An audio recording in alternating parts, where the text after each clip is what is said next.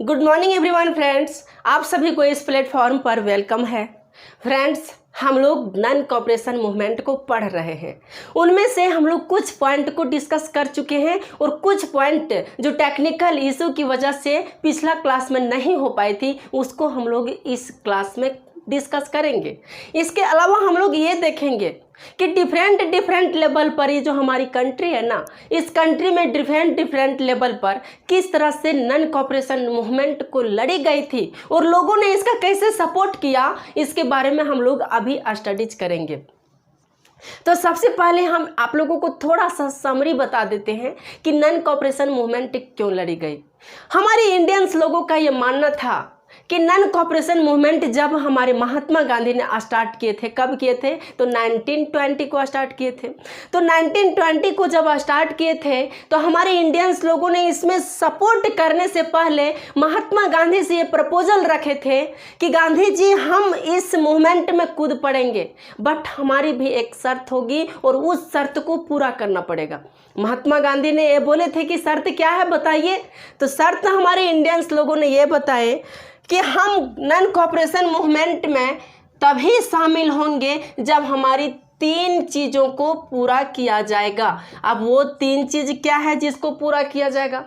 पहला चीज़ ये था कि पंजाब में जो हुई थी, पंजाब में जो हुई थी ये भयानक जो हत्याकांड हुई थी, जालियांवाला बाग हत्याकांड, उसका जस्टिस मिल पाए। तो पंजाब का जस्टिस हो, ये पंजाब में जो हमला हुई थी, जो हत्याकांड हुआ था जालियांवाला बाग हत्याकांड, उसका हम लोगों को जस्टिस मिले, उसका न्याय मिले कि ऐसा हमला क्यों किया गया, ऐसा क्रूरता क्यों की गई और जिन लोगों ने हम पर इस तरह का हमला किया उन लोगों को पनिश किया जाए, उन लोगों को पनिशमेंट मिले। तो फर्स्ट पॉइंट ये था। सेकेंड पॉइंट ये था कि उसी टाइम हमारे कंट्री में खिलाफत मूवमेंट भी चल रही थी। तो हमारे मुस्लिम भाई भी इसी के सपोर्ट में थे कि महात्मा गांधी हम नॉन कोऑपरेशन मूवमेंट को आगे लीड करेंगे और चलाएंगे, जहां भी सपोर्ट होगी हम चलाएंगे, आगे भी बढ़ाएंगे और इस मूवमेंट को ऊंचे स्तर तक ले जाएंगे। बट खिलाफत मूवमेंट में जो इशू हुई थी उसका भी सुलझाया जाए, उसका भी इशू को सुलझाया जाए। तो खिलाफत मूवमेंट में जो भी इशू हुई थी उस मूवमेंट को सुलझाया जाए, उस मूवमेंट को सुलझाया जाए। तीसरा, इंडियंस लोगों ने डिमांड किए कि जब भी इस तरह का जस्टिस हम लोगों को मिल जाएगा, पंजाब जस्टिस, खिलाफत मूवमेंट, तब अब हम लोगों को अपना स्वराज्य चाहिए। हम लोग अब गुलामी में नहीं रह सकते। बहुत दिन हम लोगों ने गुलामी को झेल लिया, अब हमें गुलामी में रहना बिल्कुल पसंद नहीं है। अब मुझे स्वराज्य चाहिए, अपना स्वराज्य चाहिए। तो हमारे इंडियंस लोगों ने तीसरा चीज़ ये डिमांड किया कि मुझे अब स्वराज्य चाहिए, स्वराज्य चाहिए। महात्मा गांधी के सामने ये 3 जो कंडीशन रखी गई थी, ये तीन कंडीशन हमारे इंडियंस लोगों ने रखी थी। और बात सही है, ऐसा होना भी चाहिए, एक कंडीशन होना भी चाहिए। तब जा करके हमारे इंडियंस लोग जो है नॉन कोऑपरेशन मूवमेंट में बढ़ चढ़ करके हिस्सा लिए। और देखिए हमारे महात्मा गांधी का इतना रुतबा था, इतना लोगों में जान पहचान थी, इतना वहाँ पॉपुलर हो चुके थे कि पूरे इंडियंस लेवल पे ही नहीं बल्कि अदर कंट्री के लोग भी उनको जान चुके थे। ये तो हम लोगों को पता है कि साउथ अफ्रीका में जो बैटल लड़ी गई थी, हमारे महात्मा गांधी का बहुत ही बड़ा रोल्स था, इसलिए वह बहुत पॉपुलर हो चुके थे। तो गांधी जी जब इन तीनों मुद्दे को लेकर के बोले कि ये सारे डिमांड्स को पूरा किया जाएगा और नॉन कोऑपरेशन मूवमेंट का मेन व्यू जो होगा यही होगा। नॉन कोऑपरेशन मूवमेंट में उन्होंने बोले कि ये सारी चीज़ें पूरी होगी, बट आप लोगों को ये काम करना होगा कि जो हम लोग ब्रिटिश लोगों का कोऑपरेट कर रहे हैं, सपोर्ट कर रहे हैं, उसको करना छोड़ देना होगा। अब हम लोगों को उसका सपोर्ट ही नहीं करना होगा, तब जा कर के ये सारे चीज़ हम लोगों को मिल पाएगी और हमारा एक इंडिपेंडेंट स्वराज्य भी मिल पाएगा। ये बात सही था, ऐसा होना भी चाहिए और ऐसा हुआ भी। बहुत लोगों ने इसमें बढ़ चढ़ के हिस्सा लिए और इसी दौरान एक और हमारी कंट्री में एक और ये सिचुएशंस पैदा हो रही थी कि उसी टाइम अनटचेबिलिटी भी देखा जा रहा था, छुआछूत भावना। लोग एक दूसरे से छुआछूत की बातें हो रही थी और छुआछूत पर भेदभाव भी किया जा रहा था। बट एक खुशी की बात यह है कि जब इस तरह की मूवमेंट लड़ी जा रही थी तो उसमें हमारे हिंदू भाई प्लस मुस्लिम भाई एक साथ थे। हिंदू भाई और मुस्लिम भाई एक साथ थे, जिससे ब्रिटिश लोगों को ये पता कभी नहीं चल पाया कि इन लोगों में कभी भी फूट है या इन लोगों में मतभेद है। ये पता ही न चला। अब उन लोगों को ये पता चला कि हिंदू और मुस्लिम एक साथ हो चुके हैं, अब हमें इस कंट्री को छोड़ना पड़ेगा। जब इस तरह की सिचुएशन है तो उन लोगों में भी थोड़ा डर उत्पन्न हो गई, जिससे हमारे इंडियंस लोगों को नॉन कोऑपरेशन मूवमेंट थोड़ा और ऊंचे लेवल पर बढ़ाने का और मौका मिल गया। हमारे इंडियंस लोगों का थोड़ा और जज्बा बढ़ गया और जुनून बढ़ गया कि नहीं, अब हम लोग सक्सेस होंगे और उन सीढ़ियों तक पहुंचेंगे जो हमें आवश्यकता है, जो हमें नीड है कि हमें स्वराज मिलना चाहिए, वो हम लोगों को मिल जाएगी। ये तो हमारे इंडियंस लोगों का अंदर जुनून पैदा हो गई। इसलिए नॉन कोऑपरेशन मूवमेंट को डिफरेंट क्षेत्र में लड़ी गई, डिफरेंट एरिया में लड़ी गई। हम लोग पहला पढ़ेंगे कि नॉन कोऑपरेशन मूवमेंट जो हमारे टाउन्स लेवल पर लड़े गए, तो टाउन में नॉन कोऑपरेशन मूवमेंट को किस तरह लड़ा गया और टाउन्स के लोगों ने नॉन कोऑपरेशन मूवमेंट में किस तरह अपना कोऑपरेट किए, सपोर्ट किए, तब जाकर के हमारी नॉन कोऑपरेशन मूवमेंट जो है सक्सेस की सीढ़ियों तक पहुंची। धीरे धीरे देखते हैं क्या किए। टाउन्स में इस बैटल को इस तरह लड़ा गया कि यहाँ पर क्या किए, सबसे पहले जो पहला कंडीशन ये था कि टाउन्स में सबसे पहले टाउन्स के टीचर्स लोग और स्टूडेंट्स लोग कॉलेज, यूनिवर्सिटी या स्कूल से जाना छोड़ दिए। पहला चीज इन्होंने क्या किए, स्टूडेंट्स लोगों ने कॉलेज जाना छोड़ दिए, स्कूल जाना छोड़ दिए कि नहीं, अब हमें कॉलेज नहीं जाना है, हम गवर्नमेंट कॉलेज में नहीं पढ़ेंगे। स्टूडेंट का भी सैक्रिफाइस देखिए, यहाँ तक कि हमारे इंडिया के हेडमास्टर लोग भी छोड़ दिए, प्रोफेसर लोग भी स्कूल जाना छोड़ दिए, टीचर लोग भी छोड़ दिए। तो हम लोग कह सकते हैं कि टीचर लोगों का भी बहुत बड़ा योगदान था भाई, टीचर्स लोगों का, क्योंकि टीचर्स लोग स्कूल जाना छोड़ दिए। इससे क्या होगा, गवर्नमेंट कॉलेज धीरे धीरे नीचे लेवल पर आएंगे ही ना। धीरे धीरे उन लोगों को लगेगा कि नहीं, ये लोग हमारे अगेंस्ट आ चुके, हमारे विरुद्ध आ चुके। यहाँ तक कि एक और बात ये था कि हमारी कंट्री के जो लॉयर्स लोग थे, वो लॉयर्स लोग यहाँ न्यायालय जाने के लिए छोड़ दिए कि अब हम कभी भी न्यायालय नहीं जाएंगे, कोई भी कोर्ट नहीं जाएंगे, यहाँ कोई भी ट्रेनिंग हम नहीं करेंगे। जब तक हमारी कंट्री को इंडिपेंडेंट नहीं किया जाएगा, हम लोग इसका सपोर्ट ही नहीं करेंगे, हम लोग जस्टिस ही नहीं करेंगे, हम लोग कोर्ट ही नहीं जाएंगे। और हमारे लॉयर्स लोग भी जाने के लिए छोड़ दिए। कहाँ, तो कोर्ट जाने के लिए इन लोग भी छोड़ दिए, सपोर्ट करना ही छोड़ दिए। तीसरा ये था कि हमारे इंडियंस लोगों में जो टाउन्स के लोग थे ना, टाउन में रहने वाले, इन लोगों ने फॉरेन गुड्स का बहुत ऊंचे स्तर पर बायकॉट किया। किसका? फॉरेन गुड्स का, फॉरेन गुड्स का बहुत हाई लेवल पर इन्होंने बायकॉट किया, बहुत हाई लेवल पर बायकॉट किया। जो भी विदेशी सामान था, उस विदेशी सामान को अब लेने से ये लोग मना कर दिए कि अब मुझे विदेशी सामान नहीं चाहिए, मुझे बस एक ही चीज़ चाहिए, मेरा स्वराज लौटा दो और मुझे कुछ नहीं चाहिए। इन लोगों ने विदेशी सामान को लेने से ही मना कर दिया। इससे क्या हुआ कि उन लोगों में थोड़ा इम्पोर्ट कम हो गई। किसको? अंग्रेज़ों का इम्पोर्ट कम हो गए। इतना ही नहीं, यहाँ तक जो विदेशी कपड़े खरीदे थे, उस विदेशी कपड़े को, जो फॉरेन क्लॉथ्स थे, उस फॉरेन क्लॉथ्स को जला दिया गया। लोगों ने जलाने लगे, जो अपने जिस्म पे पहना हुआ था उसको भी उतार करके जलाने लगे। इस तरह लोग जला रहे थे जैसे किसी कचरे को जलाया जा रहा है। किसको? कचरे को जलाया जा रहा है। तो इन लोगों ने क्या किया, फॉरेन क्लॉथ्स को भी जलाने लगे, फॉरेन क्लॉथ्स को बर्न कर दिया, यानी जलाने लगे। और जला भी दिए, फॉरेन क्लॉथ्स को जला दिए। यहाँ तक तो सपोर्ट बनी है हमारी पब्लिक के द्वारा, लेकिन व्यापारियाँ भी कम नहीं हुई। जो हमारे ट्रेडर्स थे वो लोग भी कम नहीं रहे। हमारे ट्रेडर्स और जो मर्चेंट थे, जो व्यापारी करते थे इंटरनेशनल लेवल पर, उन्होंने भी मना कर दिया कि अब हम विदेशी गुड्स का कभी भी व्यापार नहीं करेंगे, विदेशी गुड्स को कभी भी इंपोर्ट नहीं करेंगे। जो भी होगी हमारे इंडियंस लोगों का, जो इंडियंस में हमारे प्रोडक्ट होता है हमारे इंडिया में, उसी का हम लोग व्यापार करेंगे। इससे क्या हुई, जब ट्रेडर्स लोगों ने इग्नोर कर दिया व्यापार करने के लिए,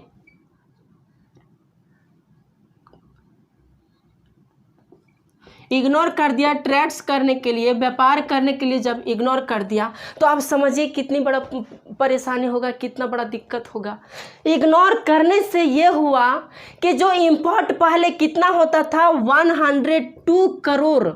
102 करोड़ का जो इंपोर्ट होता था, वह सडनली घट करके कितना आ गया, तो 57 करोड़ पर। कितना, 57 करोड़ पर घट करके आ गया। जो इंपोर्ट होती थी, जो भी विदेशी चीज़ों का इंपोर्ट किया जाता था, इससे विदेश लोगों को या ब्रिटिश लोगों को बेनिफिट होती थी, वो धीरे अचानक जो है सो घट करके 102 करोड़ से 57 करोड़ पर पहुंच गए। इससे हमारे इंडियंस लोगों में क्या हुआ, थोड़ा और जुनून बढ़ गया कि अब हम ब्रिटिश लोगों को यहाँ से खदेड़ने में सक्षम होंगे और हमारी जीत पक्की होगी। इसलिए लोगों ने और बढ़ चढ़ के यहाँ तक सपोर्ट किए। हमारे इंडिया के जो मिल में खादी का कपड़ा बनाया जाता था ना, उस खादी के कपड़े को पहनने लगे और उसका इस्तेमाल करने लगे। हमारे इंडियंस लोगों ने खादी के कपड़े पहनने लगे और उसका इस्तेमाल करने लगे। ये खादी का कपड़ा मिल में बनाया जाता था या चरखों पर बनाया जाता था। चरखा होता है ना, चरखा, तो चरखों पर बनाया जाता था या मिल पर जहाँ भी बनाया जाता था, यानी हमारे इंडियंस लोगों के द्वारा ही बनाए जाते थे और इसी का यह लोग इस्तेमाल करने लगे, यानी यूज करने लगे। इससे ब्रिटिश लोगों को बहुत बड़ा झटका लगा। झटका देखिए कितना बड़ा लगा कि सडनली 102 करोड़ से 102 करोड़ से इसका इम्पोर्ट घट करके 57 करोड़ हो गए। तो उन लोगों को बहुत बड़ा झटका लगा ना, कितना बड़ा झटका लगा। इससे हमारे इंडियंस लोगों में थोड़ा अंदर से सुकून मिला और हमारे इंडियंस को थोड़ी इंडिपेंडेंट की राह दिखाई दिया। बट ये मूवमेंट ज़्यादा दिन तक इसी तेज़ी गति से नहीं चल पाई और धीरे धीरे ये मूवमेंट स्लो हो गई। अब बात रही स्लो क्यों हो गई, तो स्लो होने के पीछे भी कई सारे रीजंस थे। रीजंस ये थे कि जो हम खादी का कपड़ा पहनते थे ना हमारे इंडियंस लोग, ये खादी का कपड़ा थोड़ा महंगा आता था, जो हमारे इंडियन लोगों के लिए बहुत दिक्कत होता था। क्योंकि हमारे इंडिया में बहुत सारे पुअर फैमिली से बिलोंग करते थे, पुअर लोग रहा करते थे, तो उन लोगों के लिए दिक्कत था, इतना महंगा कपड़ा खरीद पाना दिक्कत था ना। इसीलिए इन लोगों ने क्या किया, फिर से अब इसके पास मनी नहीं रहेगा तो फिर से क्या करेगा, कपड़ा तो पहनना है, अपने तन को ढकना है ना, तो फिर से इन्होंने विदेशी कपड़े को खरीदना स्टार्ट कर दिए। क्योंकि वो कपड़ा थोड़ा चीफली आता था, यानी सस्ता आता था, वो तो उन लोग स्टार्ट कर दिया। अब जो स्टूडेंट गवर्नमेंट कॉलेज में जाते थे, तो गवर्नमेंट कॉलेज में थोड़ा फीस कम कर दी गई थी, फी जो है सो कम कर दी गई थी। और जो टीचर लोग थे और लॉयर्स लोग थे, तो टीचर्स लोगों का एक तो मिडिल क्लास के लोग हैं सब भाई, ये जो हैं सारे के सारे कौन से क्लास के हैं, मिडिल क्लास के लोग। मिडिल क्लास के लोग ज़्यादा बढ़ चढ़ के यहाँ पर इस मूवमेंट में पार्टिसिपेट किए थे। तो मिडिल क्लास के लोग हैं, उसे पेट तो भरना होगा, अपना परिवार तो चलाना होगा। तो अपना परिवार कैसे चलेगा, जब घर में बैठा रहेगा तो अपना परिवार वो कैसे चला सकता है। तो उसको परिवार चलाने के लिए मनी तो चाहिए ना, अपना पेट भरने के लिए मनी तो चाहिए ना। तो इन लोगों ने क्या सोचा कि अब हमें मनी की ज़रूरत है, और इसे सख्त ज़रूरत भी पड़ गई। तो इन लोग धीरे धीरे गवर्नमेंट कॉलेज में जो टीचर्स थे वह टीचर स्कूल जाने लगे, और जो प्रोफेसर थे वो प्रोफेसर कॉलेज जाने लगे, प्रिंसिपल कॉलेज जाने लगे। और यहाँ तक कि जो लॉयर्स लोग थे, ये लॉयर्स लोग भी कोर्ट जाने लगे, क्योंकि इसे पैसे की ज़रूरत थी, मनी प्रॉब्लम था, तो ये लोग जाने लगे। यही वजह है कि ये नॉन कॉपरेशन मूवमेंट धीरे धीरे स्लो पड़ने लगी। अब हम लोग समझते हैं कि नॉन कॉपरेशन मूवमेंट ही टाउन में हुआ, इस तरह की सिचुएशन टाउन में देखी गई, बट रूरल एरिया में किस तरह कंट्री साइड एरिया में यानी रूरल एरिया में किस तरह से इसको देखा गया और वहाँ के लोगों ने कैसे इसका सपोर्ट किया, तो उसको हम लोग समझते हैं। चलिए इसको हम मिटाते हैं। तो फिर अब सेकंड पॉइंट है rebellion in the country side. Rebellion in the country side हो गई, इसका मतलब हो गया रूरल एरिया में यानी देहात एरिया में। देहात एरिया में किस तरह से नॉन कॉपरेशन मूवमेंट का सपोर्ट किया गया, यानी जो हमारे इंडियंस के लोग हैं वो किस तरह से नॉन कॉपरेशन मूवमेंट को सपोर्ट किए। तो रूरल एरिया में जो पाए जाते हैं लोग, खास करके कौन से लोग पाए जाते हैं, तो पीसेंट लोग पाए जाते हैं जिसको किसान कहते हैं, और कौन पाए जाते हैं, तो ट्राइबल्स लोग पाए जाते हैं जिसको आदिवासी कहते हैं। ये ट्राइबल्स और पिसांट, जो पिसांट है, ये पिसांट्स और ट्राइबल्स, पिसांट और ट्राइबल्स लोग ही पाए जाते हैं कहाँ, रूरल एरिया में। बट यहाँ देखिए पिसांट्स और ट्राइबल्स जो रूरल एरिया में पाए जाते हैं, इन लोगों का क्या प्रॉब्लम हो सकता है, किसान लोगों का क्या प्रॉब्लम हो सकता है। कोई प्रॉब्लम होगा, फसल से ही रिलेटेड होगा, क्रॉप से ही रिलेटेड कोई प्रॉब्लम होगा भाई। तो किसान लोगों का ये मानना था कि हम लोग किसान लोग जो है सो मुख्य 3 रूप से बहुत बुरी तरह से जूझ रहे थे, और ये लोग ब्रिटिश के अगेंस्ट में बहुत कोशिश कर रहे थे। कोई भी मूवमेंट हम लोगों को लड़ने के लिए मिल जाए तो हम लोग तुरंत उसमें कूद जाएंगे, और हम लोग ब्रिटिश के खिलाफ कुछ भी करने बोला जाए तो हम लोग करेंगे। इसलिए ये लोग तैयार थे, क्योंकि किसान लोग चाहते थे, ये पीसेंट लोग ये चाह रहे थे कि यहाँ पर जो बेगार प्रथा चल रही है, बेगार, उस बेगार को हटाया जाए। अब बात रही बेगार में क्या किया जाता था, कुछ तो किया जाता होगा। बेगार में ऐसा किया जाता था कि जो किसान या जो फार्मर काम नहीं करना चाहते थे उसको भी ज़बरदस्ती काम करवाया जाता था। और ब्रिटिश लोगों का ये मन था कि कितना देर तक उसे काम करवाना है, ज़्यादा देर तक काम करवाना है या कम देर तक काम करवाना है, वो उस पर डिपेंड करता था। लेकिन ज़्यादा देर तक तो काम होगा, और ज़्यादा देर तक यदि काम करवाया जाता है तो उसको ज़्यादा रेवेन्यू भी मिलना चाहिए, ज़्यादा पैसे भी मिलना चाहिए। बट इन लोगों को ज़्यादा रेवेन्यू नहीं मिलती थी, जितना चाहते थे वो लोग उतना ही देते थे। इससे ये लोग तो तंग आ गए। यदि पैसे मिलने लगे, यानी जितना हम लोग चाह रहे हैं, जितना काम कर रहे हैं, काम के बदले हम लोगों को यदि पैसा मिलता है तो हम लोगों को काम करने में थोड़ा मोटिवेट होते हैं, हम लोग थोड़ा और ज़्यादा जोश से काम करते हैं। कोई भी रहे जोश से काम करता है। बट यदि इस किसान को, इस फार्मर को इसे पैसे ही नहीं मिलेगा, बल्कि काम सिर्फ करते रहो और इसके बदले में इसे कुछ रेवेन्यू नहीं मिलेगा, बहुत ना के बराबर रेवेन्यू मिलेगा, तो ये कब तक काम कर पाएंगे। आखिर में इसका भी तो परिवार है ना, इसे भी तो अपना परिवार चलाना पड़ेगा ना। तो इसीलिए पीसेंट लोग ब्रिटिश लोगों के खिलाफ थे, और उन लोग चाह रहे थे कि इन लोगों के अगेंस्ट में जो भी मूवमेंट होगी उसमें हम बढ़ चढ़ के कोऑपरेट करेंगे, हम इंडियंस लोगों का। तो पहला चीज़ ये, और दूसरा चीज़ ये, इन लोगों का मानना था कि यहाँ के जो ताल्लुकदार हैं, ताल्लुकदार और लैंड ऑनर्स, लैंड लॉर्ड कह सकता है, लैंडलॉर्ड, यहाँ के जो ताल्लुकदार हैं और लैंडलॉर्ड हैं, इन लोगों को भी क्या किया जाए, नहीं, इन लोगों को दबाया जाए, ऑपरेस किया जाए, क्योंकि ये लोग बहुत परेशान कर रहे थे। यदि कोई फार्मर काम नहीं किया तो उससे क्या करते थे, ज़मीन छीन लेते थे, और ज़मीन को छीन करके फिर उसे ज़बरदस्ती उससे टैक्स वसूला करते थे। और यहाँ तक कि यदि कोई खेती नहीं करता था तो कभी टैक्स बढ़ा देते थे, तो कभी कुछ भी कर देते थे। यानी जो फार्मर्स लोग हैं उसके साथ बहुत बुरा सलूक कर रहे थे। कौन, ताल्लुकदार और लैंडलॉर्ड्स। तो किसान लोगों का मानना था कि इस ताल्लुकदार और लैंडलॉर्ड्स को हटा ही दिया जाए, सोशल में इस तरह इसका ऑपरेट किया जाए कि ये फिर कभी ऊपर ही ना उठ पाए। इसलिए फार्मर्स लोगों का ये डिमांड था।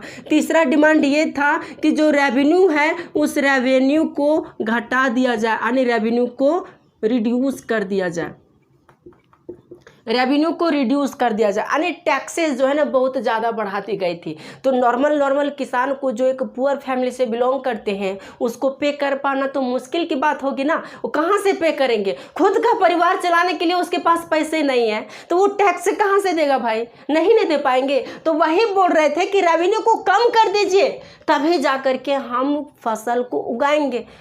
लेकिन ब्रिटिश कहाँ इन लोगों का सुनने वाले थे, नहीं सुनने वाले थे। तो इन लोगों ने क्या करना शुरू कर दिया, रिवॉल्ट करना शुरू कर दिया। रिवॉल्ट, रिवॉल्ट यानी युद्ध करना शुरू कर दिया। किसके अगेंस्ट में? तो ब्रिटिश लोगों के अगेंस्ट में। बट रिवॉल्ट जब होगी तब इसके लिए भी तो कोई लीडर होना चाहिए। यदि लीडर नहीं होगा तो सब अपने आप में लीडर समझेंगे, हर कोई अपने आप में लीडर समझेंगे, तो कोई जो एक दूसरे से कभी भी झगड़ सकता है, लड़ सकता है। ये कुछ और चाहेंगे, वो कुछ और चाहेंगे, तो इसके लिए एक लीडर्स होना चाहिए ना। तो यहाँ पर एक लीडर्स को, इसी किसानों के बीच में एक लीडर्स को चुना गया, और वो लीडर्स का नाम क्या थे? तो बाबा रामचंद्र। बाबा रामचंद्र को एक लीडर के रूप में चुना गया। और ये बाबा रामचंद्र जो है सो फिजी में वर्कर्स थे, खुद जो है सो फिजी में वर्कर्स थे, इसलिए यह इस सिचुएशन से अवगत हो चुके थे। जो भी तरह की हमारे इंडियंस लोगों पर मिसबिहेव किया जाता था, जो टॉर्चर किया जाता था, इन लोगों से ये वाकिफ थे। कौन? तो बाबा रामचंद्र। तो इसके लीडर्स के रूप में इसको चुना गया। और ये एक अच्छे इंसान भी थे, और थोड़ा रुतबा भी था इनका, इनके पास नॉलेज भी थी, पढ़ा लिखा था, तो ये जो है सो हर क्षेत्र में थोड़ा टैलेंट थे। लीडर्स किसको चुना जाता है? तो जो थोड़ा टैलेंट होती है, तो इसीलिए रामचंद्र को इसका लीडर से चुना गया। अब बात रही कि यहाँ पर जब रिवॉल्ट हुआ, रिवॉल्ट होने लगी, फार्मर्स लोग ब्रिटिश लोगों के अगेंस्ट में रिवॉल्ट करने लगे, युद्ध करने लगे, विद्रोह करने लगे, तो वो लोग भी तंग होंगे ना, परेशान तो होंगे ना।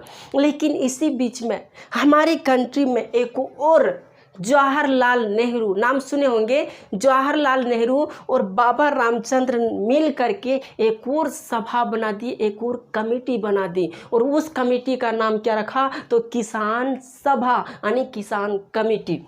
इसका नाम क्या रखा? तो किसान कमेटी सभा। और ये किसान सभा का जो गठन किया गया, इसका नेतृत्व कौन कौन कर रहे थे? तो JL नेहरू, जवाहरलाल नेहरू और हमारे बाबा रामचंद्र ने इसका नेतृत्व कर रहे थे। बाबा रामचंद्र इसका नेतृत्व कर रहे थे। जब इस तरह का किसान सभा को बनाया गया तो बहुत जल्द इसका 300 ब्रांचेज में ये किसान सभा जो है सो फैल गए। बहुत जल्द सडनली जो है ना इसके सपोर्ट में आने लगे। किसानों को ये लग रहा था कि अब हमारे फेवर में कोई आए हैं, अब हम लोगों को जो चाहिए उसके लिए अवगत कराने के लिए कोई सभा का गठन हुआ। अब हम लोगों को इसके खिलाफ, ब्रिटिश लोगों के खिलाफ हम लोगों को आवाज़ उठानी होगी, क्योंकि हमारे लीडर्स के रूप में जवाहरलाल नेहरू और बाबा रामचंद्र जी आ चुके हैं। तो लोगों ने लगभग 300 ब्रांचेज इसमें तुरंत बन गई और लोगों ने भरसक इसका सपोर्ट किया। लेकिन एक गलती ये हुई यहाँ इंडियंस लोगों से, गलती ये हुई कि नॉन कोऑपरेशन मूवमेंट जो हो रही थी, महात्मा गांधी का मानना था कि ये मूवमेंट होगी, उस मूवमेंट में वायलेंस नहीं होना चाहिए, वह मूवमेंट इन वायलेंस होना चाहिए। कैसे होना चाहिए? तो इन वायलेंस होना चाहिए। बट इस मूवमेंट में क्या हुआ कि फार्मर्स लोगों ने कमेटी बना करके जहां पर तहां लोगों को गिरफ्तार करने लगी और मारने लगे। जहां भी देखते थे कि गवर्नमेंट का कोई ऑफिस है तो उस ऑफिस पर अटैक कर देते थे। कोई गवर्नमेंट पुलिस देखते थे तो पुलिस पर अटैक कर देते थे, पुलिस को मार देते थे। यहाँ तक कि गवर्नमेंट के जो परिवार थे, फैमिली, उन लोगों पर भी अटैक करना शुरू कर दिए। इतना ही नहीं, यहाँ तक कि बाजारों को भी लूटा गया, बाजार को भी इन लोगों ने लूट लिए। देखिए क्या किए, पुलिस पर अटैक कर लिए, पुलिस पर इन्होंने अटैक कर दिया। और क्या किया, पुलिस को अटैक करके उसे मारा भी। कई सारे पुलिस को मार के उसे मौत के भी घाट उतारे। और क्या किए गए, तो यहाँ पर बाजार को लूट लिया गया, बाजार को क्या किया गया, तो लूट लिया गया। इसके अलावा क्या किया गया, जो अनाज थे ना, ग्रेन का जो अनाज थे, वो अनाज पर कब्जा, अनाज का जो भंडार रखा जाता था उसी को इन लोगों ने कब्जा कर लिया। देखिए हिंसा एक तरह से फैलेगी भाई जब इतना कुछ होगा। और यहाँ तक कि जहाँ ऑफिस देखते थे, गवर्नमेंट ऑफिस, जहाँ भी गवर्नमेंट ऑफिस इसे दिखाई देता था उस पर यह अटैक कर देते थे और कोशिश करते थे कितना हद ज़्यादा से ज़्यादा ब्रिटिश लोगों को हम मार सके। तो इस तरह से यह मूवमेंट जो है किसान सभा जो ये चल रही थी ये धीरे धीरे वायलेंस में कन्वर्ट हो गए। बट ये होना चाहिए किसमें, इन वायलेंस में, लेकिन धीरे धीरे यह वायलेंस में कन्वर्ट हो गए। इसलिए महात्मा गांधी इससे थोड़ा नाराज हुए। नाराज इसलिए हुए क्योंकि महात्मा गांधी का मानना था कि जब तक हम लोग वायलेंस के पाथ पर चलेंगे हमारी कंट्री कभी इंडिपेंडेंट नहीं होगी। यदि हमारी कंट्री को इंडिपेंडेंट करवाना है तो हम लोगों को वायलेंस छोड़नी पड़ेगी और इन वायलेंस पे चलनी पड़ेगी, यानी सत्य पर चलना पड़ेगा, सत्य और अहिंसा पर। यदि हम लोग हिंसा करना स्टार्ट कर देंगे, मार काट करना स्टार्ट कर देंगे तो हमें कभी इंडिपेंडेंट नहीं मिल पाएगी, क्योंकि इंडियंस लोगों के पास उतना टूल्स नहीं, उतना वेपन्स नहीं है, इतना औजार नहीं है, बट उन लोगों के पास काफ़ी संख्या पे हथियार है, औजार है। हम लोग उसके सामने नहीं टिक पाएंगे। यही महात्मा गांधी का मानना था। बट ये लोग जब गुस्सा किसी के अंदर से फूट पड़ती है तो उसे कुछ सही और गलत नहीं पता चलता कि हम सही क्या कर रहे हैं, गलत क्या कर रहे हैं। इन लोगों के साथ अत्याचार हो रही थी तो इन लोगों ने वायलेंस करना शुरू कर दिया और अपना बदला लेना शुरू कर दिया। तो इस तरह से ये किसान लोगों ने जो है सो अपना मूवमेंट चलाई और मूवमेंट जो चली अवध में चली थी। अब हम लोग समझते हैं कि ट्राइबल्स लोगों पर ब्रिटिश लोगों ने क्या अत्याचार किए जिससे ट्राइबल्स लोग तंग आ करके ब्रिटिश लोगों के खिलाफ मूवमेंट करना स्टार्ट कर दिए। तो उसको हम लोग समझते हैं। ट्राइबल्स लोग, अब क्या है ट्राइबल्स लोग, आदिवासी लोग, इस पर अंग्रेजों ने क्या किए। तो आदिवासी लोग जो हैं, ट्राइबल्स लोग, उन लोगों का मेन सोर्स जो है सो जंगल, फॉरेस्ट है, क्योंकि जंगल से ही वह अपना खाना को प्राप्त करते थे, जंगल से ही वह अपने जो भी व्यवसाय चलाते थे। लेकिन इंग्लैंड लोग, ब्रिटिश लोगों ने क्या किए कि इन लोगों को फॉरेस्ट में एंट्री का ही स्टॉप कर दिया, यानी एंट्री पर रोक लगा दी। जब फॉरेस्ट में एंट्री पर रोक लगा दिया जाएगा, फॉरेस्ट में एंट्री पर रोक लगा दिया जाएगा तो इन लोगों का तो गुस्सा बनेगा भाई। जब किसी के पेट पर ही लात मार दिया जाएगा तो कैसे बर्दाश्त करेगा।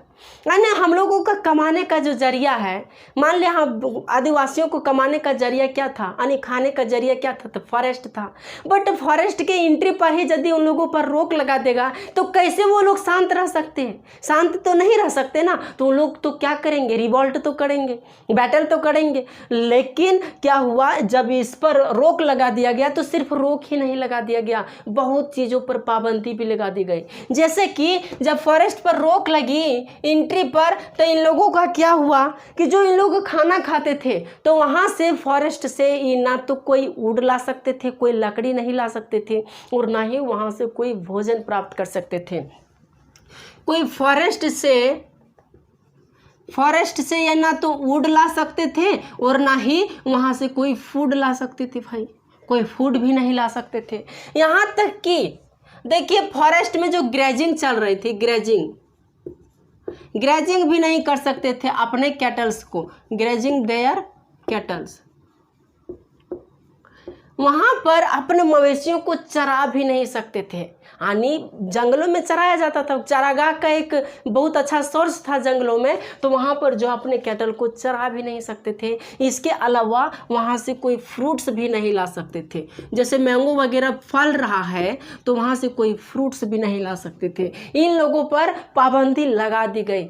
इन लोगों को लगा, जब इन लोगों पर पाबंदी लगा दी गई तो इन लोगों को लगा कि ये सिर्फ स्टॉप ही नहीं किया हम लोगों को वन में जाने के लिए, हम लोगों को फॉरेस्ट में जाने के लिए, बल्कि इन लोगों ने, ब्रिटिश लोगों ने हमारे ट्रेडिशनल पर घात पहुंचाई है। हमारा जो ट्रेडिशनल राइट्स है, हमारा जो पारंपरिक अधिकार है, उस पर इन्होंने चोट पहुंचाया है। इसलिए इसके खिलाफ रिवॉल्ट किया जाए, इसके खिलाफ रिवॉल्ट किया जाए। और इन लोगों ने बढ़ चढ़ करके, आदिवासी लोग जो होते हैं जिद्दी होते हैं, जब ये लोग ठान लेते हैं तो इसके सामने किसी के नहीं सुनते। इन लोगों ने वही किया, कमेटी बनाई और कमेटी बना करके रिवॉल्ट स्टार्ट कर दिए। बट रिवॉल्ट करने के लिए कोई लीडर्स होनी चाहिए, लीडर्स होनी चाहिए ना। तो लीडर यहाँ पर किसको बनाया गया, तो रिवॉल्ट करने के लिए यहाँ पर लीडर बनाया गया। एक लीडर था आलूरी सीताराम राजू को। आलूरी सीताराम राजू को इस रिवॉल्ट का लीडर बना दिया गया और यहाँ पर इसी के नेतृत्व में यहाँ पर रिवॉल्ट लड़ी गई। किसके अगेंस्ट में? तो ब्रिटिश लोगों के अगेंस्ट में। अब इन लोगों का मानना है कि ये जो आलूरी सीताराम राजू है ना, ये लोग आलूरी सीताराम राजू कहते थे कि हम में एक स्पेशल पावर है।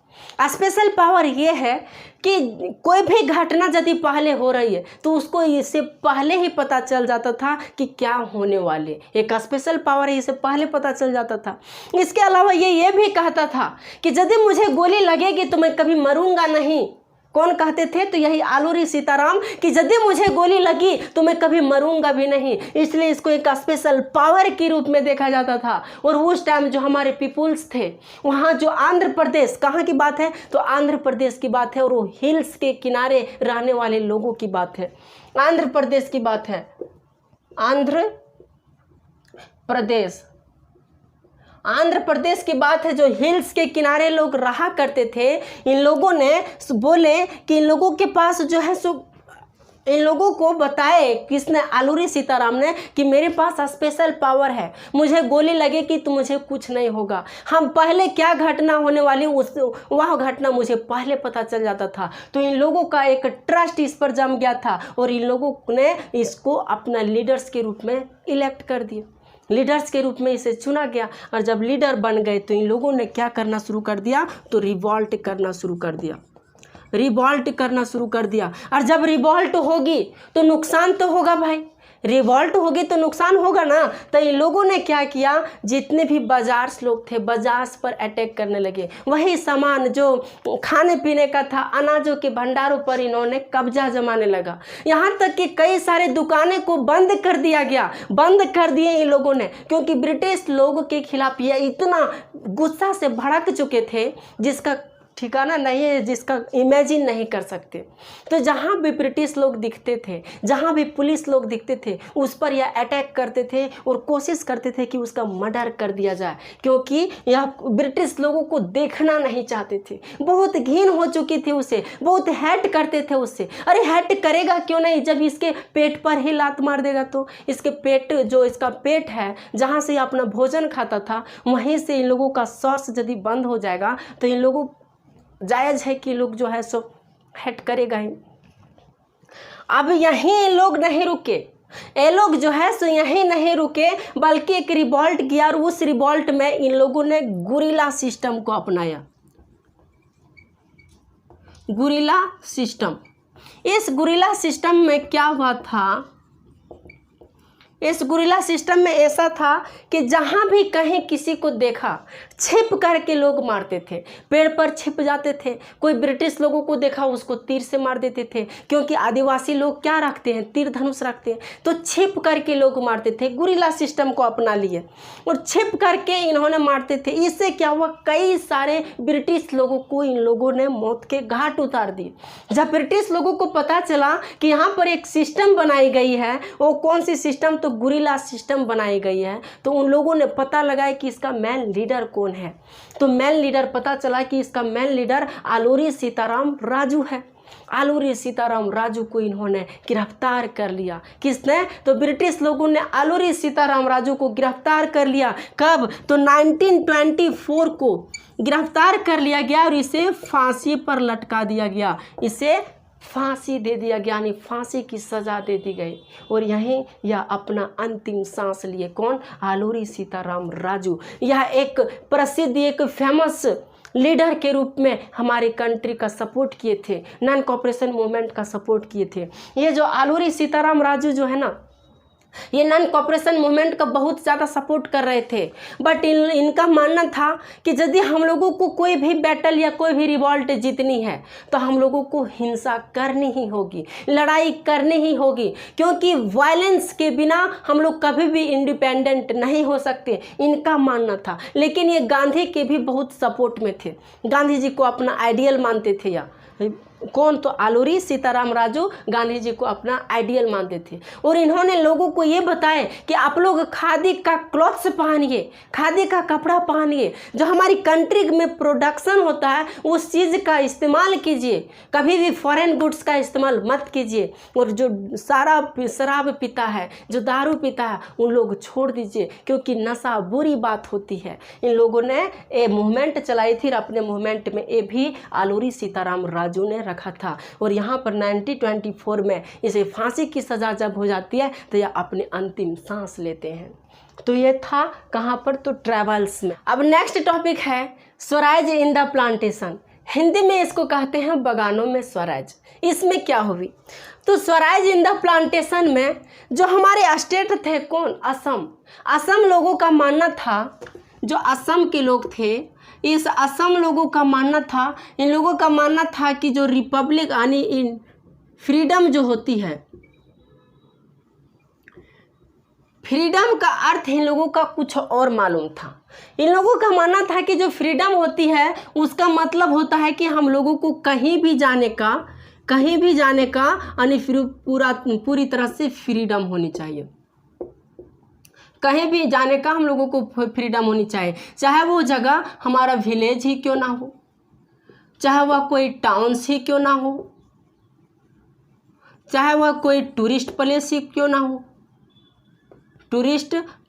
क्यों ना हो, तो इन लोगों का ये मानना था कि हम लोग फ्रीडम जब है, हमारी फ्रीडम का मतलब है कि हम लोग कहीं भी जा सकते हैं। अपना गांव जब मन करेगा तब चल जाएंगे, अपना टाउन से जब मन करेगा तब चल जाएंगे, अपना कहीं भी यदि जाने का मन करे, कोई टूरिस्ट प्लेस जाने का मन करे तो वहाँ कभी भी हम लोग जा सकते हैं।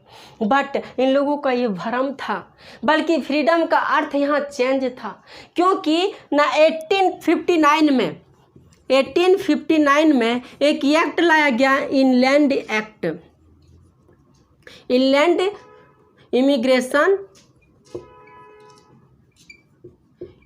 इमिग्रेशन एक्ट लाया गया। और इस एक्ट के तहत यह बताया गया था, 1859 में लाया गया था, और इस एक्ट के तहत यह बताया गया था कि कोई भी इंडियंस लोग कहीं नहीं जा सकते हैं, बगानों को छोड़कर कहीं वह नहीं जा सकते हैं, कहीं भी वह नहीं जा सकते, यानी उसको छोड़ नहीं सकते। यदि किसी से मिलना है तो वह मिल भी नहीं सकते हैं, किसी से मिलना है तो वह मिल भी नहीं सकते, न तो कहीं जा सकते हैं। तो इन लोग तो परेशान हो गए भाई, यानी हम लोगों को अपना फैमिली से मिलना है तो फैमिली से मिलने के लिए तो इतना परमिशन होनी चाहिए, बट इन लोगों को परमिट ही नहीं मिला था, परमिशन ही नहीं था कि कहीं जाओ अपने फैमिली से मिलो या अपना घर जाओ।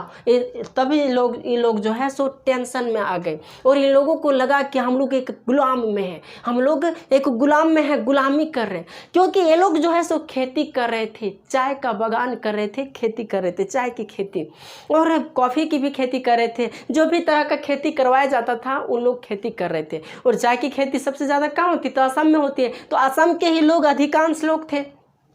बट इन लोगों को कहीं जाने का अधिकार नहीं था, ना तो किसी से मिलने का अधिकार था। यहाँ तक कि जब ज़्यादा काम भी करवाया जाता था तो ज़्यादा रेवेन्यू भी नहीं मिलती थी, इसे ज़्यादा पैसे भी नहीं मिलते थे, तो लोग परेशान हो गए। अब इन लोगों को लगने लगा कि अब हम एक जेल की तरह नहीं, एक जेल में हैं, तो लोगों को लगा कि अब हम लोगों को यहाँ से भागना चाहिए। लेकिन भागे तो भागे कैसे, क्योंकि उसके अंडर भी गार्ड थे ना, गार्ड से वो भाग कैसे सकते थे, भाग तो नहीं सकते थे। तो लोगों ने ये सोचा कि ऐसा कोई मूवमेंट चलाया जाए हमारी कंट्री में जिससे हम उसका सपोर्ट करें और हम लोगों को फ्रीडम मिल सके। तो उसी पीरियड में नॉन कोऑपरेशन मूवमेंट चल रही थी। कौन चल रही थी, तो नॉन कोऑपरेशन मूवमेंट चल रही थी। तो इन लोगों को लगा कि जो नॉन कोऑपरेशन मूवमेंट हमारे गांधी जी ने चलाए वह हम लोगों के लिए बहुत फ़ायदा है। अब जो है सो गांधी राज आने वाली है। कौन सी राज, तो गांधी राज आने वाली है। अब हम लोगों को इंडिपेंडेंट मिल जाएगी। तो इन लोगों ने ये फैसला लिया और इन लोगों को थोड़ा अंदर से मनोबल हुआ कि जो ब्रिटिश लोगों के खिलाफ इन लोग लड़ रहे हैं तो हम लोग भी अपना कुछ दिखाते हैं रुतबा। तो इन लोगों ने वहाँ से भाग निकला, बहुत सारे लोग जो है वहाँ से भाग गए। जब भाग गए, लेकिन क्या हुआ कि ये नॉन कॉपरेशन मूवमेंट में पार्टिसिपेट नहीं कर पाए। इसलिए नहीं कर पाए कि जब वहाँ से भागे तो ना तो कोई हड़ताल की वजह से ना तो कोई ट्रेन चल रही थी, ना तो बसेस चल रही थी, जिसकी वजह से ये लोग रोड में ही अटक गए।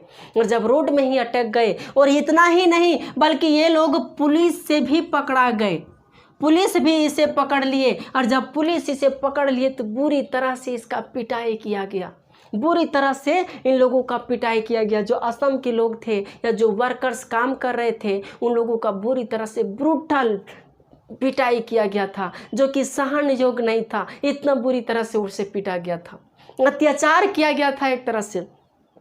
लेकिन क्या करता बेचारा, पकड़ा गया, अपना तो रुतबा दिखाया था, अपना दम तो दिखाया था कि हम भी नॉन कॉपरेशन मूवमेंट में पार्टिसिपेट करेंगे और अपनी कंट्री को इंडिपेंडेंट करवाएंगे। जो हमारी कंट्री में प्रॉब्लम है, उस प्रॉब्लम को हम लोग भी थोड़ा अपना योगदान दे करके अपनी कंट्री को इंडिपेंडेंट करवाएंगे। बट कौन जानता था कि वो हड़ताल है? इन लोगों को थोड़े ना पता था कि हड़ताल है। बाहर की घटना से इन लोगों को पता ही नहीं था। और हड़ताल थी जिसकी वजह से इसे ट्रेन नहीं मिली, बसेस नहीं मिला, रेलवे प्लेटफॉर्म पर बेचारे पकड़ा गए। और पकड़ाए ही नहीं बल्कि पुलिस से कुटा भी गए।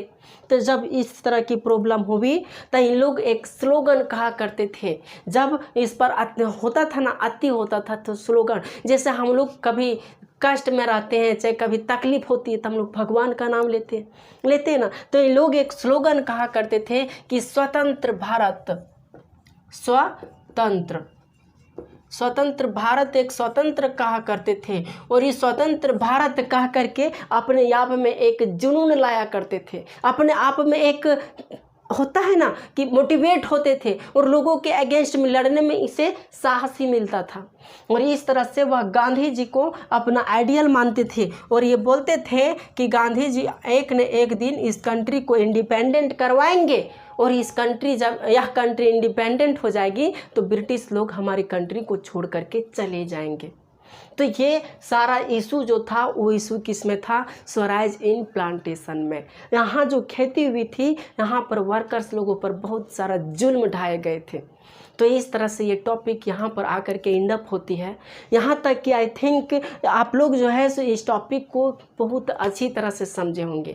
तो यदि आप लोगों को कुछ समझ में आया होगा या हम लोगों की मेहनत अच्छी लगी होगी तो आप लोग इस चैनल को सब्सक्राइब कर दीजिएगा, और बगल में बेल आइकन है उसे भी टच कर दीजिएगा, ताकि हम लोग भी इससे मोटिवेट हो सके और न्यू वीडियो भी आए, आप लोगों का इंटरेस्ट हो तो आप लोग पढ़ सकें, आपके पास नोटिफिकेशन पहुँच जाएगी यदि बेल आइकन ऑन रहेगा तो चलिए, thank you very much, bye bye, have a nice day.